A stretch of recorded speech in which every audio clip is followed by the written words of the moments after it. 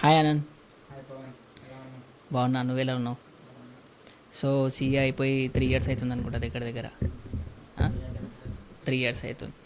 So ఎట్లా ఉంది life, ఎట్లా ఉంది? Okay, going good. Going good. Okay. So మనం ఈ చిన్న పోడ్కాస్ట్ ఏంటంటే మీ సీఏ లైఫ్ గురించి, మీరు సీఏలో ఎట్లా జాయిన్ అయ్యారు, సీఏ ఎట్లా పాస్ అయినారు, దాని తర్వాత మీరు మీ ఎక్స్పీరియన్స్ ఎలా ఉంది అనేది మెయిన్ టాపిక్ ఇక్కడ. ఓకే. సో మీరు సీఏ ఎందుకు చూస్ చేసుకున్నారు? సిఏ పర్టికులర్గా నేను చూస్ చేసుకుంది కాదు, ఇట్ వాజ్ యాక్సిడెంటల్ లాగా. సో మెయిన్గా బీటెక్ ఆల్రెడీ చాలామంది ఉన్నారు, జాయిన్ అవుతున్నారు అని చెప్పేసి నాట్ ఎంపీసీ అని అనుకున్నాను. So maths was my interest. So I thought of entering into MEC, taking MEC. ఆ తర్వాత I was doing good in intermediate and CPT exams. So like professors అందరూ they thought I'm doing good better. So వాళ్ళు suggest చేశారు CA CPT would be right choice అని. So just trust చేశాను వాళ్ళని and I was doing better అనిపించింది. So that's the reason. It was not intentional. At టెన్త్లోనే I did not decide that CA will be my career and I will be a qualified CA at that time. But over a period అది grow అయింది. Inter first year. Yeah, inter first year. So capable of doing అని అనిపించింది. CPT. So inter నుంచే start అయింది అంతా. So it was just weekly exams పెడతారు, మీకు తెలిసిందే కదా. సో ఐపీఈతో పెట్టినప్పుడు సిపిటి వీక్లీ అవి ఎగ్జామ్స్ పెడుతుండే. సో అందులో కొన్ని ప్రాక్టికల్ అన్నీ క్రాక్ చేయగలిగేవాడిని, థియరటికల్గా పోయేది. బట్ ఒక్కసారి మళ్ళీ ఇంట్రెస్ట్ తెచ్చుకున్నాక అన్నీ చదవడం స్టార్ట్ చేశాను. ఏదైతే ఐ వాజ్ వీక్ అని లాగింగ్ ఉన్నానో అది చదవడం స్టార్ట్ చేసి, సో ప్యారలల్గా అన్ని సబ్జెక్ట్స్ పాస్ అయ్యేలాగా చూసుకునేవాడిని. సో అలా అట్లా సిపిటి జర్నీ స్మూత్గానే అయింది. Main focus last 2 months self study చేయడం వల్ల అయిపోయింది. సో సిపిటి తర్వాత ఇట్స్ లైక్ ఇంటర్మీడియట్. ఇప్పుడు ఇంటర్మీడియట్ అంటున్నారు, అప్పుడు ఐపీసీసీ ఉండే కదా. సో దాంట్లో జాయినింగ్ కానీ అనుకున్నారు, ఐపీసీసీ కోచింగా లేకపోతే ఏ కోచింగ్ తీసుకోవాలి, ఈ డిసిజన్ ఇప్పుడున్న వాళ్ళకి కూడా కొంచెం ట్రిక్కీగా ఉంటుంది. ఎట్లా వెళ్ళాలి, ఏం చేయాలి, డిగ్రీ చేయాలా, ఇంటర్ తర్వాత డిగ్రీ ప్లస్ సీఏ చేయాలా, లేకపోతే డిగ్రీ పక్క వేరే దగ్గర చేసి సీఏ. సో మీ ఇంటెన్షన్, మీరు ఆ టైంలో ఏం చేశారు? ఓకే. నాట్ ఎగ్జాక్ట్లీ ఇప్పుడు కరికులం ఎలా నడుస్తుందో తెలియదు, but preferably if you are able to crack the foundation sooner, start the coaching of CA intermediate sooner. And మీ ఇంటర్మీడియట్ ఆల్రెడీ అయిపోయింది కాబట్టి, నార్మల్ 12th స్టాండర్డ్ అయిపోతుంది కాబట్టి, సో డిగ్రీ ఆల్సో మీరు చేయాలి. సో ఆ కరికులం రూల్స్ ప్రకారము ప్యారలల్ డిగ్రీ ఆప్షన్ ఉంటే చూస్ చేసుకోవడం కూడా better, so that there won't be break in your studies. And maybe night colleges option అవి ఉంటాయి కాబట్టి, సో అలా ఆప్ట్ చేసుకోవడము better. So so that you won't have any break in degree. So degree చేయాలి, చేయాలి, చేయాలి. మీ మీ సజెషన్ అయితే degree compulsory break ఉండకుండా ఉంటుంది. ఓకే. సో ఇప్పుడు చాలా కాలేజెస్ వచ్చినాయి డిగ్రీ విత్ సిఏ అని. అట్లనే చూస్ చేసుకుంటే బెటర్ ఉంటుందా? బెటరే ఉంటుంది. లేదు అని అంటే జస్ట్ డిగ్రీ ఒక దగ్గర, ఐపీసీసీ కానీ ఇంటర్మీడియట్ కానీ ఒక దగ్గర, ఇట్లా. డిపెండ్స్ లైక్ వాళ్ళ ఇప్పుడు ఫస్ట్ డిగ్రీ ప్లస్ ఐపీసీసీ అవన్నీ చెప్తున్నారు అంటే యూ కెన్ ట్రై లైక్ ఫ్యాకల్టీని చెక్ చేసుకోండి. So how the faculty is telling, like ఎందుకంటే డిగ్రీకి చెప్పే స్టాండర్డ్కి ఐపీసీసీ స్టాండర్డ్కి డిఫరెన్స్ ఉంటుంది కాబట్టి, so just go have demo classes, live demo classes తీసుకుని మీకు ఓకే అంటే you can go with that. And however at the end it depends on your self study. ఎంత ప్రొఫెసర్ దగ్గర నుంచి మీరు తీసుకున్నా, కోచింగ్ తీసుకున్నా కానీ సెల్ఫ్ స్టడీ మీద. సో మీరు అట్లీస్ట్ మీరు నోట్స్ రాసుకోగలుగుతున్నారు, వినగలుగుతున్నారు, అర్థం చేసుకోగలుగుతున్నారు, క్లాస్కి రెగ్యులర్గా అటెండ్ అవ్వగలుగుతున్నారు అంటే it's fine, you can go with that. Otherwise చూసుకోండి, అలా అవ్వట్లేదు ఓన్లీ డిగ్రీ వరకే డిగ్రీని పెట్టేసుకుని ఐపీసీసీకి సపరేట్ ఫ్యాకల్టీస్ అంటే you have many options. Self studies one option, institute materials ఉన్నాయి, ఇన్స్టిట్యూట్ ప్రొవైడెడ్ ఫ్యాకల్టీస్, ఐసీఐ భవన్లో కూడా you will have many faculties, professors and all. So వాళ్ళు ఇలా పెడుతూ ఉంటారు, ఒక 10 days కోర్సెస్ లేకపోతే 20 days కోర్సెస్, లేదా ఫ్రెష్ అలా చేయాలంటే 50 days కోర్సెస్ అట్లా పెడుతూ ఉంటే సో దాని తగ్గట్టు వెళ్ళొచ్చు. Or else you will like ఈసారి చాలా ఫ్యాకల్టీస్ చాలామంది ఉన్నారు ఇప్పుడు సిఏలో. So you can have their demo classes in the YouTube. If you want online classes you can go with. Okay, purchase చేయొచ్చు అప్పుడు. ఓకే. సో మీరు ఇంటర్మీడియట్ పాస్ అయ్యి ఇంటర్మీడియట్ స్ట్రగ్లింగ్ చాలా ఉండేనా? ఇంటర్నెట్ మొత్తం ఇంటర్మీడియట్ 2 groups కంప్లీట్ చేయడానికి attempt to clear 2 groups. సో ఈ 7 అంటే ఇంచుమించు 3.5 years. సో 3.5 years, ఈ 3.5 yearsలో పీరియడ్ మొత్తం. ఓకే. సో ఈ 3.5 yearsలో మీకు ఇప్పుడు ప్రెషర్ అనిపించలేదా? ఇప్పుడు నార్మల్గా పాస్ కాకపోతే వెంటనే రియాక్షన్ వస్తుంటుంది, వదిలేసేయి, లేదు అంటే చాలు నీతోటి కాదు, ఎవరైనా మనకైనా అనిపిస్తుంటుంది. సో 1 year కాదు, 2 years కాదు, 3.5 years మీరు ఒక ఐపీసీసీ మీద ఎఫర్ట్ పెట్టాలని మీకు ఎందుకు అనిపించింది? So one of the main reason నేను ఎప్పుడు అనుకునేది, నేను ఫోకస్ తక్కువ చేశాననే థాటే నాకు ఉండేది. నేను కాన్సన్ట్రేషన్ తక్కువ పెట్టాను, లేదా నేను ఫోకస్ చేశాను, నేను ప్లానింగ్ ప్రాపర్గా చేసుకోలేదు అని. సో మెల్లమెల్లగా నేను సిలబస్ కవర్ చేయడం స్టార్ట్ చేశాను. సో కాన్ఫిడెన్స్ బిల్డ్ అయింది. సో మెయిన్గా నీకు తెలిసిందే కదా, నేను like I was able to crack with exemptions అని, అంటే I was securing exemption in one of the attempts and I was able to clear the next subsequent attempts అట్లా. So అంటే నా ఎగ్జామ్షన్ చేశాకే క్లియర్ చేయాలని కాదు, ఐ వాజ్ థింకింగ్ నాకు ఈ subject బాగా వచ్చు కాబట్టి ఆటోమేటిక్గా దాని మీద ఫోకస్ చేసేసాను. క్లోజ్ చేద్దామని కూడా కాదు, వేరే సబ్జెక్ట్స్ మీద ఫోకస్ చేసేసరికి టైం ఉండకపోయేది. ఎందుకంటే ఏదైతే నాకు ఇష్టమో దాని మీదే టైం అంతా అయిపోయేది. సో ప్లానింగ్ లేక, సో కాకపోతే ఏంటంటే అడ్వాంటేజ్, ఏదైతే నేను సబ్జెక్ట్ మీద ఫోకస్ చేశానో, టైం దానికి ఇన్వెస్ట్ చేశానో దానికి ఫ్రూట్స్ వచ్చాయి ఎగ్జామ్షన్ రూపంలో.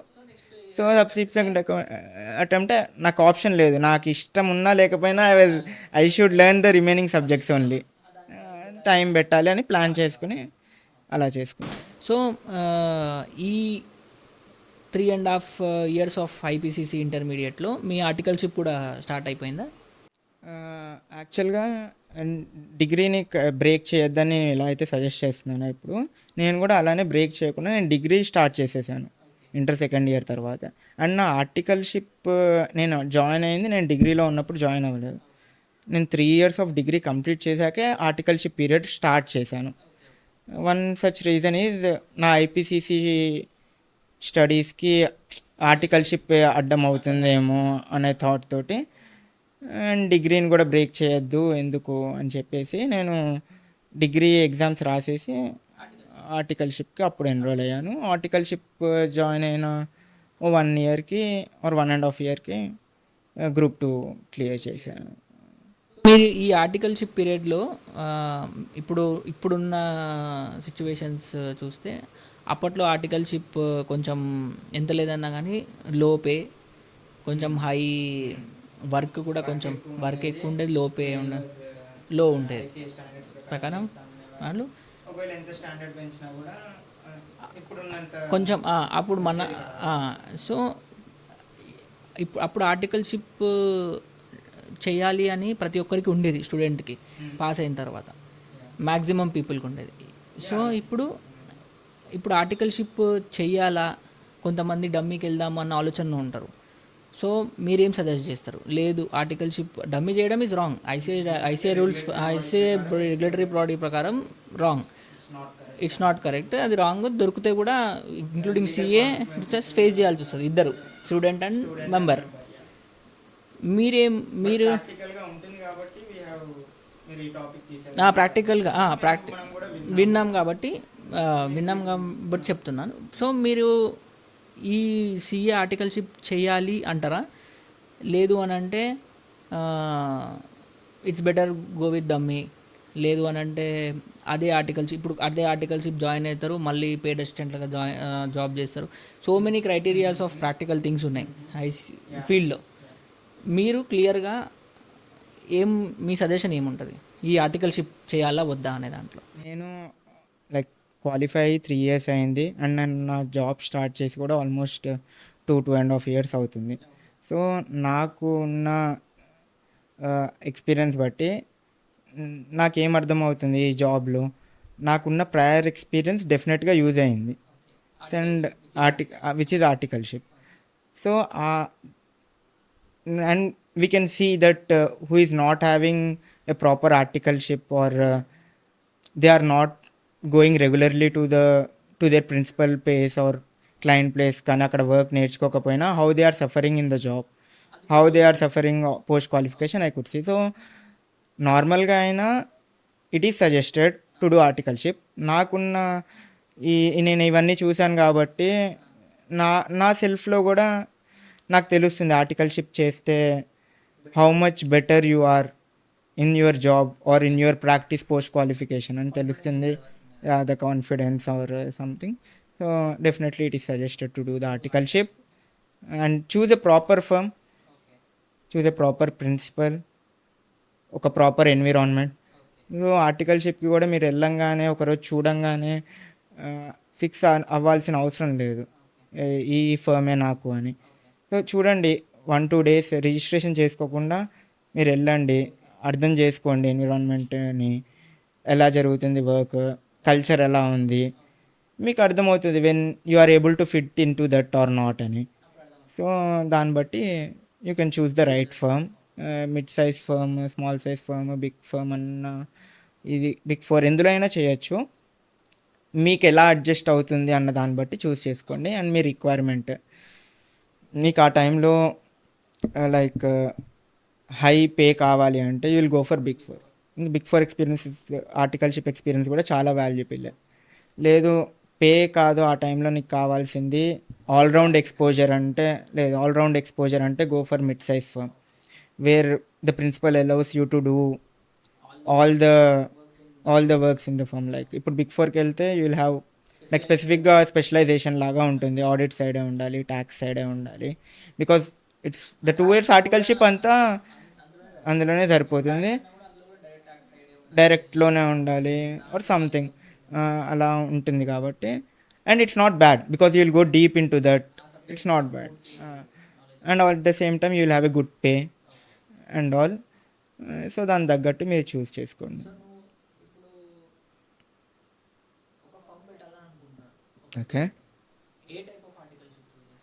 ఓకే ఫర్మ్ పెట్టినప్పుడు it's better to have A all round exposure ఉంటే బాగుంటుంది. అండ్ పోస్ట్ క్వాలిఫికేషన్ ఒక స్పెషలైజేషన్ ఏదైనా ఉంటే ఇంకా బాగుంటుంది. సో దట్ ఆల్రౌండ్ ఎక్స్పోజర్ ఎందుకు అంటే you don't know which client is coming to you just after qualification. Okay, so you should be able to give answer for ప్రతి క్వశ్చన్కి you should be having answer. So that అందుకే all round exposure ఖచ్చితంగా ఉండాలి నీ articleship పీరియడ్లో. And ఒక specialisation ఎందుకు అంటున్నా అంటే అది నీ యొక్క strength, that's your strength. You make more money or you can advance your firm or grow your firm. So దానికోసం స్పెషలైజేషన్. అండ్ మీకు ఈ స్పెషలైజేషన్లో కూడా చూస్తే మీకు డ్యూ డెలిజెన్స్ అని, ఫారెన్సిక్స్ ఆడిట్స్ అని చాలా ఉన్నాయి.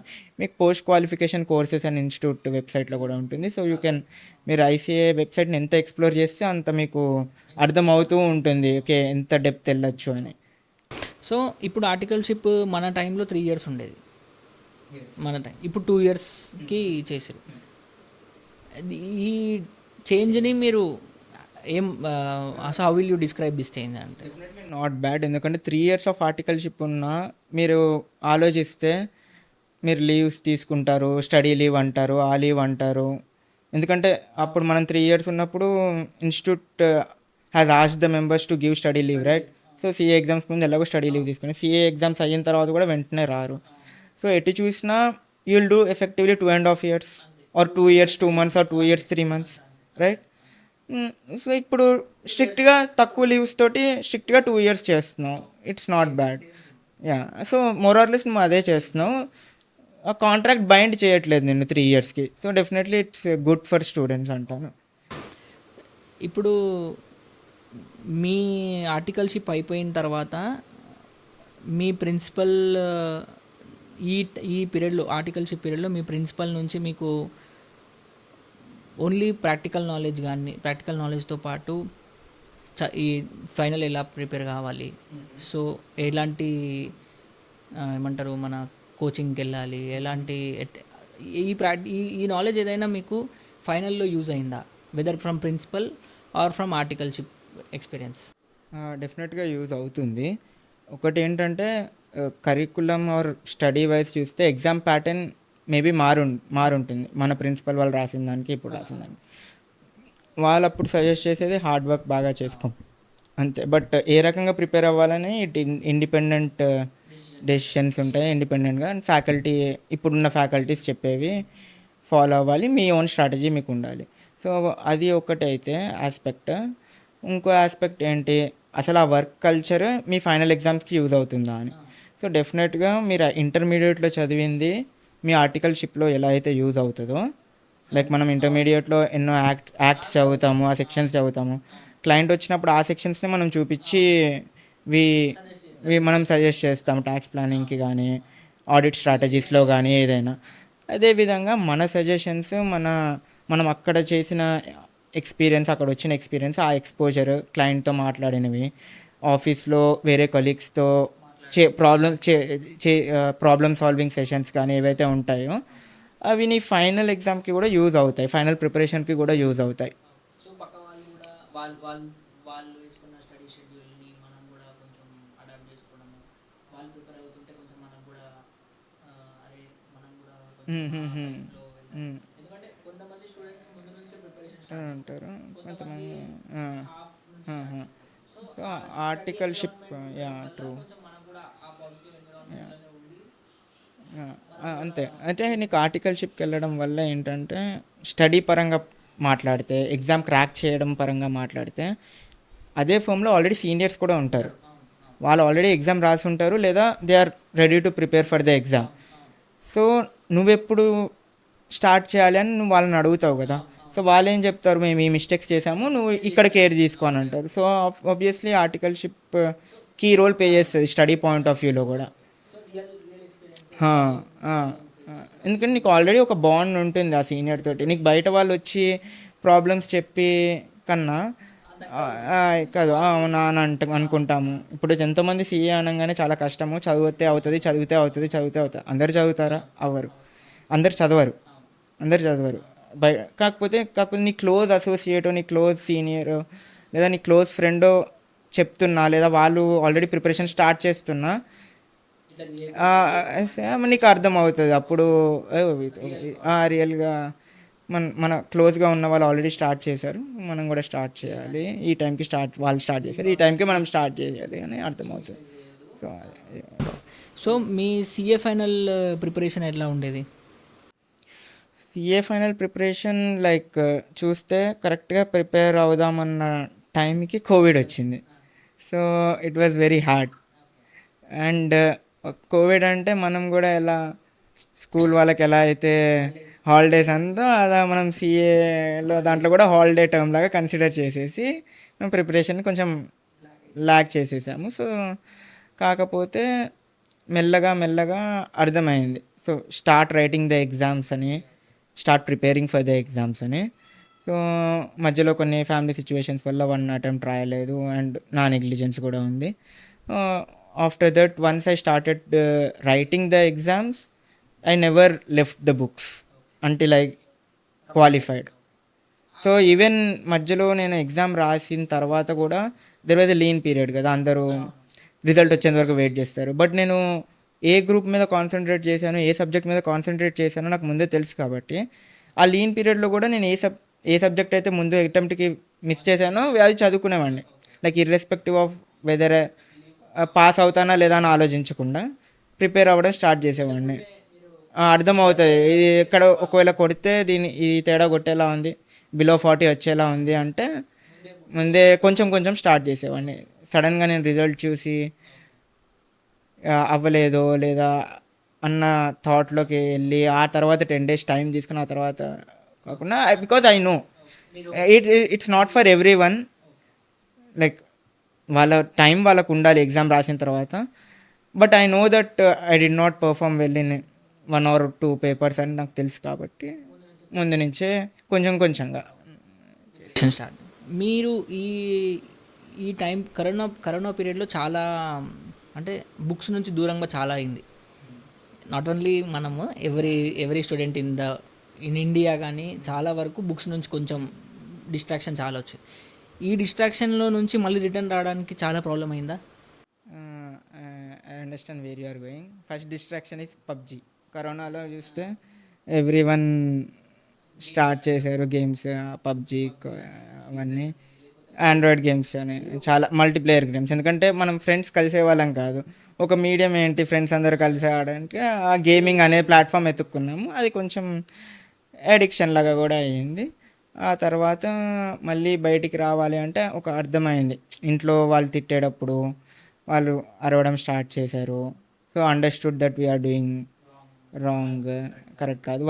వాళ్ళు చెప్తుంది అర్థమయ్యి I again came back. From then I stop using mobile. And and from మళ్ళీ ఎగ్జామ్స్ దగ్గర అవుతుంటే కూడా మొబైల్కి ఇంకా దూరం అవ్వడము, లైక్ ఇన్స్టాగ్రామ్ షట్ చేయడము. So final preparation compare to intermediate చాలా హార్డ్ ఉంటుందా? లేదు అని అంటే సో మీరు వేసుకున్న షెడ్యూల్ కరెక్ట్గా ఉంటే బోత్ ఆర్ ఈక్వల్ అని అంటారు. Level wise it's definitely final is టఫర్. అంతే లెవెల్, బికాజ్ మనం కాన్సెప్చువల్ ఇది.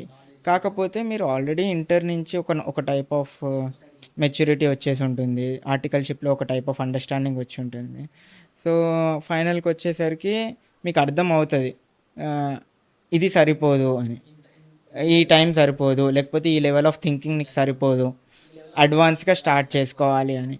సో మీకు అడ్వాన్స్గా ఎంత తొందరగా స్టార్ట్ చేసుకుంటే మీరు ఫైనల్ కూడా అంత స్మూత్గా క్రాక్ చేయగలుగుతారు. లేకపోతే టఫ్ అవుతుంది. డెఫినెట్గా ఇంటర్ కన్నా ఫైనల్ టఫే.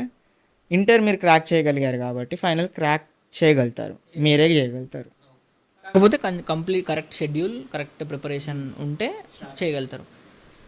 సో ఇప్పుడు చాలా వరకు మనం వింటుంటాం బయట 18 అవర్స్ చదవాలి, 16 అవర్స్ చదవాలి, 14 అవర్స్ చదవాలి, డైలీ చదవాలి, ఒకటి పోయినా అన్నీ పోతాయి,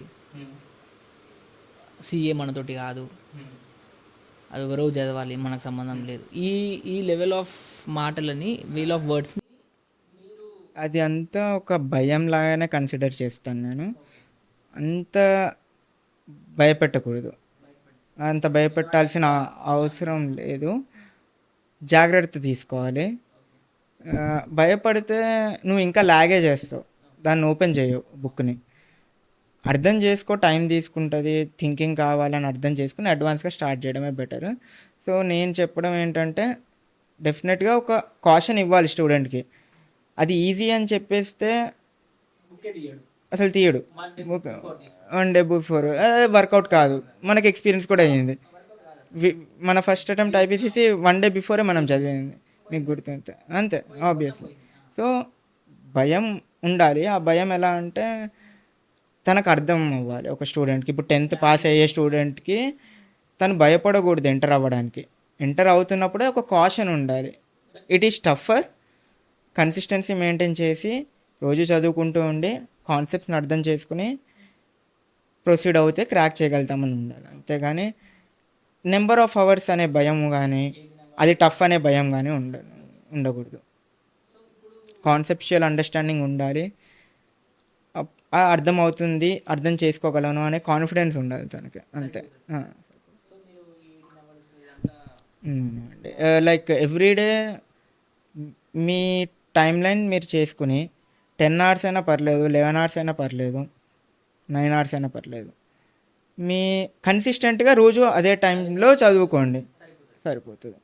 మీరు హ్యాబిట్యుయేట్ చేసుకోవాలి మీ బాడీని. లైక్ ఇన్ని నెంబర్ ఆఫ్ అవర్స్ ఎవ్రీడే సరిపోతాయి. Like here and there breaks కొన్నిసార్లు కుదరదు, that's fine. But majorly everyday కన్సిస్టెంట్గా నెంబర్ ఆఫ్ అవర్స్ ఇంత, నాట్ లైక్ 16 అని కూడా కాదు, మీరు వేసుకున్న లైక్ ఇప్పుడు మీకు 10 డేస్ ఆర్ 20 డేస్ ఈ సబ్జెక్ట్కి పెడుతున్నారు.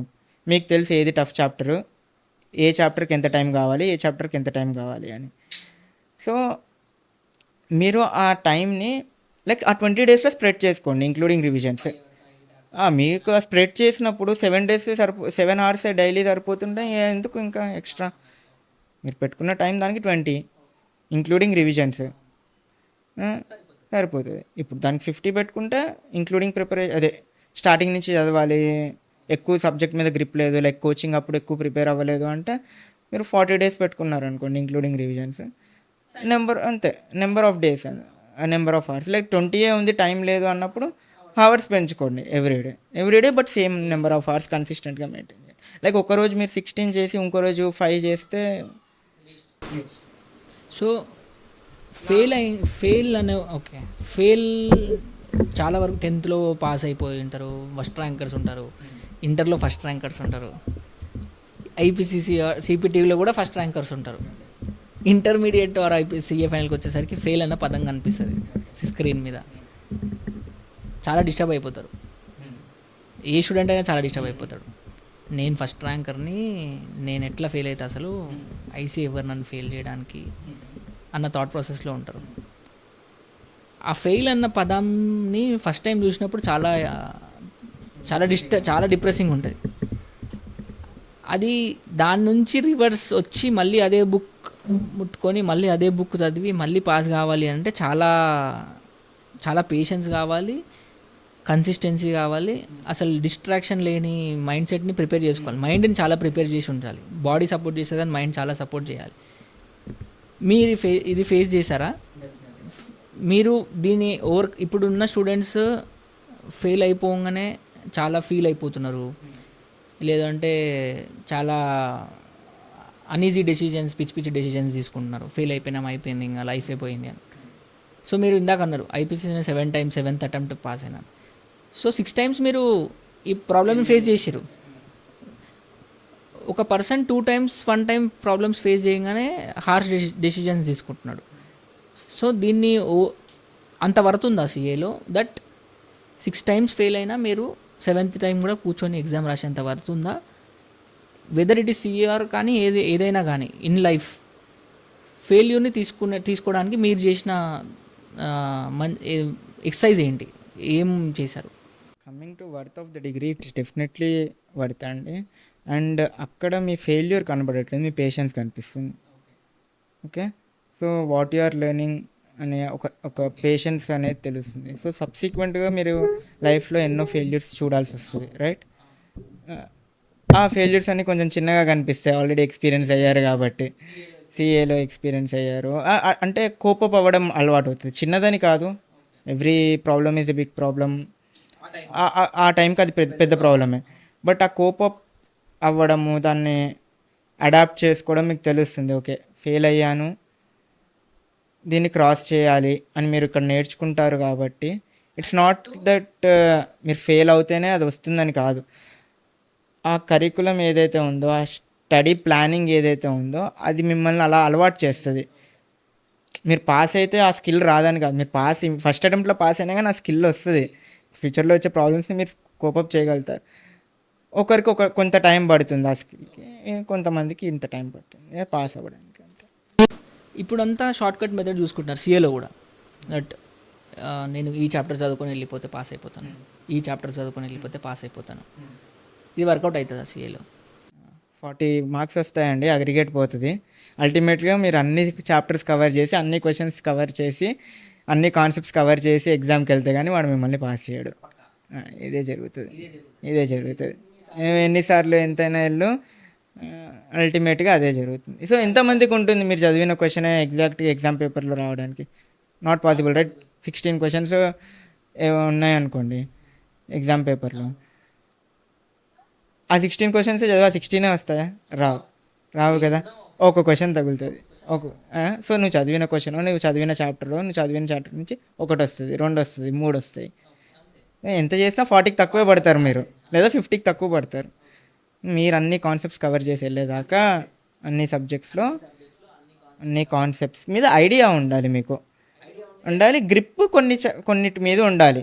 ఎందుకంటే ప్లానింగ్ ప్రాపర్గా ఉండాలి. లైక్ మీరు 16 మార్క్స్ సెక్యూర్ చేయాలి అంటే ఏ చాప్టర్స్ కవర్ చేస్తే సెక్యూర్ అవుతుంది. సో అవి ఏ ప్లాన్ ఏలో ఉండాలి, ఏ కేటగిరీలో. ఆ తర్వాత ఇంకా అవి యాడ్ అవుతూ ఉండాలి. ఆ 40 మార్క్స్కి 50 మార్క్స్కి ఏ కేటగిరీలో యాడ్ చేసుకుంటూ వెళ్ళి తర్వాత బి కేటగిరీ, సి కేటగిరీ అని స్ప్లిట్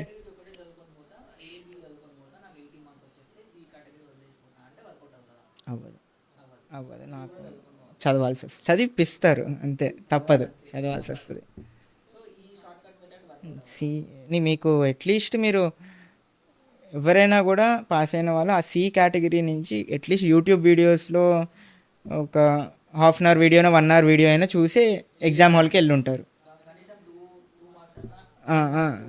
అన్నీ వస్తాయి, బిట్ క్వశ్చన్స్ అయినా అదే ఎంసీక్యూస్ అయినా కవర్ అవుతాయి అన్న థాట్ వెళ్తుంటాయి. ఎందుకంటే మీకు ఎంసీక్యూస్లో చాయిస్ లేదు, 4 ఆప్షన్స్లో ఒకటి పెట్టుకోవాలి. లైక్ 30 క్వశ్చన్స్ ఉంటే 30 క్వశ్చన్స్ ఆన్సర్ చేస్తారు, మెయిన్లీ నెగిటివ్ మార్కింగ్ ఒకటి ఉంటుంది. సో సో సిఏ పాస్ అయిన రోజు what is your feeling? Finally crack చేశాననే గ్రేట్ షౌట్, ఇంట్లో అరిచేసాను గట్టిగా. ఫస్ట్ డాడీకి వెళ్ళి చెప్పాను, వెరీ హ్యాపీ. ఆ రోజంతా అసలు మొహం పైన స్మైల్ అలానే ఉంది. I was able to do అని ఒక గర్వము, ఇప్పుడు అందరికీ చెప్పుకోవచ్చు అయ్యింది అని.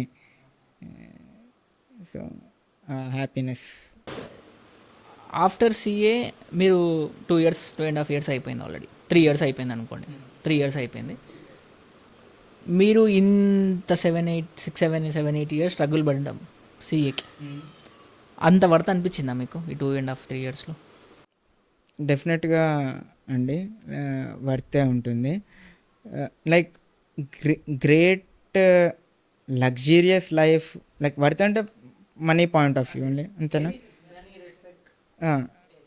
Anything, okay. Respect point of view, it's 100% worth it.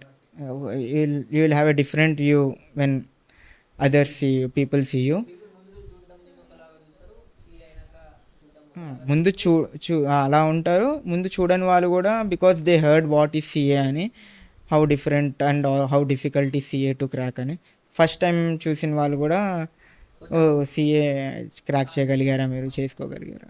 ఇప్పుడున్న సిఏ స్టూడెంట్స్కి మీరు ఇచ్చే సజెషన్ ఏంటి?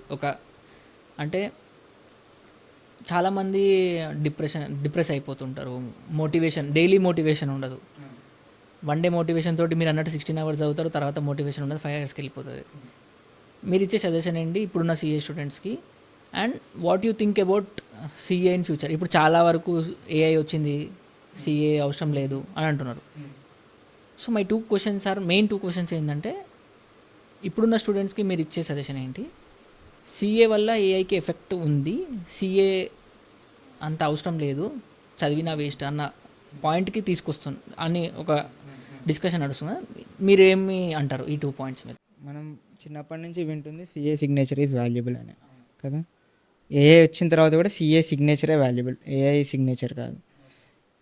చార్టెడ్ అకౌంటెంట్ అనే క్వాలిఫైడ్ పర్సన్ ఏఐని యూజ్ చేసుకుని ఇంకా ఇంకా ఎక్స్ప్లోర్ చేయడము థింగ్స్ని, అండ్ ఇంకా క్విక్గా సర్వీస్ ఇవ్వడం చేయగలుగుతాడు. కాబట్టి నెగిటివ్ ఇంపాక్ట్ ఏముండదు సిఏ ఫీల్డ్లో, పాజిటివ్ ఇంపాక్టే ఉంటుంది. క్లయింట్ ఎక్స్పీరియన్స్ ఇంకా బాగుంటుంది. ఇప్పుడు మీరు అన్నట్టు అంతే, మీరు క్లయింటే చేసుకోవచ్చు కదా, సిఏనే దగ్గరికి ఎందుకు రావాలి అంటే, client has his own business, తను కూడా ఏఐ వాడి తన బిజినెస్ డెవలప్ చేసుకుంటూ ఉంటాడు. అంతేగాని యాక్ట్లో ఉన్న రూల్స్ అనాలిసిస్, యాక్ట్లో ఉన్న సెక్షన్స్ దాని అనాలిసిస్ చేసుకుంటూ కూర్చోడు కదా ఏఐని వాడి. సో ప్రాక్టికల్గా స్ట్రాటజీస్ ఇంప్లిమెంటేషన్లో కూడా తన బిజినెస్ స్ట్రాటజీ ఇంప్లిమెంటేషనే చేస్తాడు. కానీ ఈ ఫైనాన్స్ ఆర్ ఇప్పుడు ఎంప్లాయీస్ ఫ్రాడ్ చేయడానికి చూస్తున్నారు, లేదా ఫైనాన్షియల్ ఫ్రాడ్ జరుగుతుంది, కంట్రోల్ సిస్టమ్ డెవలప్ చేయాలి, తన బిజినెస్ యాంగిల్లో అంతా చేసుకుంటూ ఉంటాడు. He has to have a qualified chartered accountant or an expert కదా for the same thing. So ఆ ఎక్స్పర్ట్స్ ఏఐ టూల్స్ని వాడి ఆ బిజినెస్ మ్యాన్కి హెల్ప్ చేస్తారు అంతేగాని సో బిజినెస్ మ్యాన్ లేదా ఆంటర్ప్రినరే ఏ టూల్స్ వాడి సిఏ చేసే వర్కే చేస్తాడు కాదు. అండ్ స్టూడెంట్స్ గురించి ఇందాక మీరు అడిగారు. స్టూడెంట్స్కి లైక్ ఆల్రెడీ వాళ్ళు ఎంటర్ అయ్యారు కాబట్టి definitely good choice to choose this path. పేషెంట్గా కన్సిస్టెంట్గా హార్డ్ వర్క్ చేస్తూ ఉంటే యూ విల్ క్రాక్.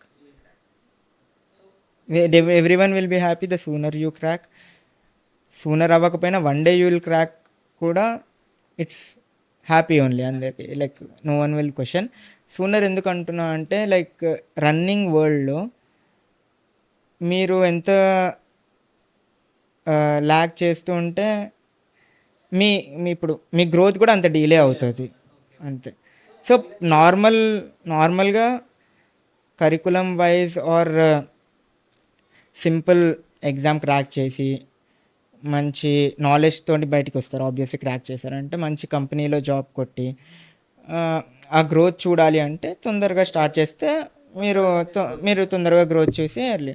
సో మీరు ఎప్పుడు లేట్గా చేస్తే ఇట్స్ నాట్ దట్ మీరు గ్రోత్ చూడలేరు అని కాదు, కొంచెం డిలే అవుతుంది. But you will be sustainable. Every one will be sustainable. డిగ్రీకి వాల్యూ పోదు. బట్ మీ పర్సనల్గా మీ గ్రోత్ డిలే అవుతుంది కదా. Like for example if you clear sooner, మీరు ఇమీడియట్గా 10 lakhs package or 12 lakhs package maybe depending upon the firm you go or depending upon the competition ఒక సర్టెన్ ప్యాకేజ్ వస్తుంది. You will get that amount 1 year early కదా. 1 year ముందే crack చేస్తే and దాని మీద increments కూడా అలానే వస్తూ ఉంటాయి. అండ్ అలాగే మీరు ఇప్పుడు డీలే చేస్తే మీరు ఆ సర్కిల్లోనే ఉంటారు, స్టడీ సర్కిల్లోనే. సో నెట్వర్క్ని బిల్డ్ చేసుకోలేరు. సో తొందరగా క్రాక్ చేస్తే మీరు నెట్వర్క్ కూడా తొందరగా start if you are going for a practice, right? So anyways thank you Anand for your valuable insights. So మీరు ఇట్లానే మీ future member in ICI so proud ఉంటుంది. సో దాన్ని మీరు మీ ఎక్స్పీరియన్స్ని ఈ ఇండస్ట్రీకి ఇట్లనే ఇవ్వాలి. And good luck for your future endeavours. Thank you Pavan. Thanks. First step అనుకుంటా ఇది ఈ వీడియో దాంట్లో. Definitely you will grow bigger and I wish that మీరు చాలా స్టెప్స్ పైకెక్కి ఈ ఫస్ట్ స్టెప్ మీకు కనిపించకూడదు, అంత పైకి ఎక్కాలి. బట్ డెఫినెట్లీ ఐ బిలీవ్ ఈ ఫస్ట్ స్టెప్ అనేది మీ మెమొరీలో ఉంటుంది. Don't forget.